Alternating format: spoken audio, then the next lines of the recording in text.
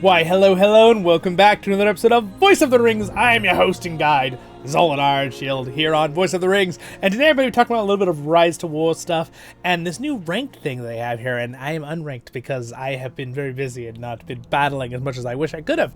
But basically, this is your profile in Rise to War. I just want to guide you through some of it a little bit here and kind of talk about it. Like, what is it? What does everything do? What's the point of it? Blah, blah, blah. Okay, so real quick at the front here, you can always come in here by going, when you're in the game, go up to your little portrait up there on the top left by the ring and click it. That's how you get to this. You've got your information you can copy and paste for friends and all that kind of stuff. You can click this and change your icon here. All right, whatever kind of, I really like Dane because I don't know, I just like it. Dwarves. And then you can see you can also change if you have temporary things to use and talk with, or you have some permanent ones. This is where your little chat thing, right? It just gives you a fancy little thing on it. And then you also have these choices. You can change the background of your profile thing. I'm actually going to do this cool ring one. That's kind of cool. Ooh, fancy. Except it's a little, well, it's fine. You can still see everything. Then you have this thing right here. You have power. You can see I'm number 222. So this is a new leaderboard system this is what I wanted to talk about. And both of these take you to the same page. Or actually, no. Is it different? Are they the same or different? So this is the personal ranking, power personal production. You can see kind of where you are on the entire server, okay? And then this is the merit, so it's the same page, okay? So you can kind of see, again, I'm unranked, meaning I'm not in the top of all the different servers, everyone battling and stuff. There's some people that have got some serious battle prowess up here. So anyway, but you can see, again, I've not been battling as much as I wish I could be this season. I've been so busy. But so you can see the different kind of power personal production. And again, I'm 220 out of the several thousand people on the server, so I'm playing in production area with that. And then we have fellowships. Again, my fellowship is up here, DCI. And then we're actually doing really, really good. We're the region of the East. We're basically Rune right now in the game. We're winning. It's pretty fun. It's kind of a blast. Contributing, you can see in my group, I'm contributing to an extent compared to, these are all the different places. So this is everyone in the game again. Okay, so this is all the fellowships, contributing levels, and how much they contribute towards their fellowships, like upgrading their line and stuff and different other things. Okay. We have level development. Now this is particularly for rebuilding glory campaigns, which is what we're in right now. You can see that we're first in our group because we've done the most building by a lot with upgrading the actual locations and bases around the place. And then you also have commanders. All right. Again, I'm unranked. I'm not in the top, 200 or whatever it is. And this is basically people that have commanders the highest level. So, and I believe it's probably the most commanders. So this guy probably has, I would assume if he's first, he probably has like 10 commanders at level 50 or something, which would be insane. Maybe it's not even that much. I don't know. Since there's only 3 people with level 50 commanders, I take that back. Maybe they only have like one squad that's level 50, 4 guys. If we only have the 4 at 49. So it takes a lot of effort and work now to level up past like level 42, 43 with combat. It takes a long time. In fact, I personally think it takes too long. Now, there is something you can do about that, which I'll talk about in another video with leveling for a guide, but still, I think they could probably make it a little easier to level up again because it's a little too hard to get to level 50, personally, I think, for like casual play. I mean, I still get on a daily basis, right? And I'm at like level 42 right now with my guys. So, and I've been doing some fighting too, just not as much as I'd like. But anyway, it's kind of cool. You can see here, there's some information about the leaderboards and how it works. Personal ranking, personal production. This is all what I just explained to you, so I'm not really going to have to read it all over again for you guys. So pretty much, I love that. It's a nice little thing. They have these ranking things now. Then you have your little description thing here, okay? You have your, I just put that I'm Zollin Ironshield, YouTube, Voice of the Rings, right? And then you can see what server you're on, what group you're in, what faction you are, and then you can click here for more, and you can see all of your previous seasons and victories or wherever you landed in it. I've been playing every single season since the game started. I've never taken a break.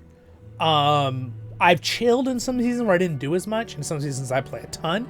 It just depends. But you can see all of my original ones here. And some of my viewers will probably recognize some of these. You can see right there, ETGO, ETGO. And when we played, when the game kind of first came out back in 2021, right? The game's been out a little over almost 3 years. And then, you know, I was in DVSN here. This is your fellowship or group you're in, your guild. And then your name of your character if you changed your account name. I've never changed. I've always been Voice of the Rings. And then you can see what kind of campaign it was at the top, and then what dates the campaign ran for. And then the middle one is the different levels. And these don't usually change very much, but the symbols don't change. So if I click on these, they'll actually explain. You can see, if you click on it, it'll go into more detail in that season. You can see in season 1, I actually used Falcon the most. That's when he first came out, right at the beginning. I earned him. I used him a bunch. I really liked him. And cool, you can see the rewards you got. And this will explain right here what you did to get to your certain season or whatever. This one is basically like the 3rd level of advancement. I'm trying to remember the actual... Can I show you the actual... different levels of it? Let's see here real quick. I'll show you. We go into... Can I see it right now? I don't think you can see it until the end of the season, actually. So that might not help us very much. But I have a lot of them. I have most of mine are victories, but the lowest one is a little guy with a flag, which I don't have. And then the next one up is... Oh, the Explorer is the next one up. First one's the little guy with a flag. The next one is Explorer. All right. And then you have Protector, which is like a pretty good reward. Then you have Challenger, which is this symbol, which means you pretty much won. You just didn't get the very last achievement thing because maybe there was a different group that was bigger than you, or, you know, just beat you slightly, right?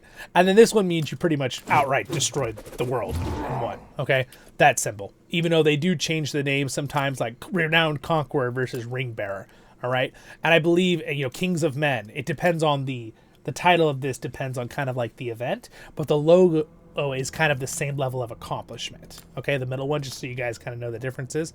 So again, you can kind of see here, Protector, and then this one, and this one, and this one right here, we would have also had Protector, but this season was I love Fire, by the way, great group, but we had an enemy group who was not very sportsman-like. Let's put it that way. They did some stuff to make sure we couldn't get it. Just because, not mad at us, but because apparently some guys were in our faction, we didn't know who they were, and they had a grudge against these 3 guys, so they decided to punish the other 200 players to not get the reward, even though there was no benefit to them. You get it. You know. Those kind of people. I've made some videos in the past about it. It was kind of fun to rag on them, actually.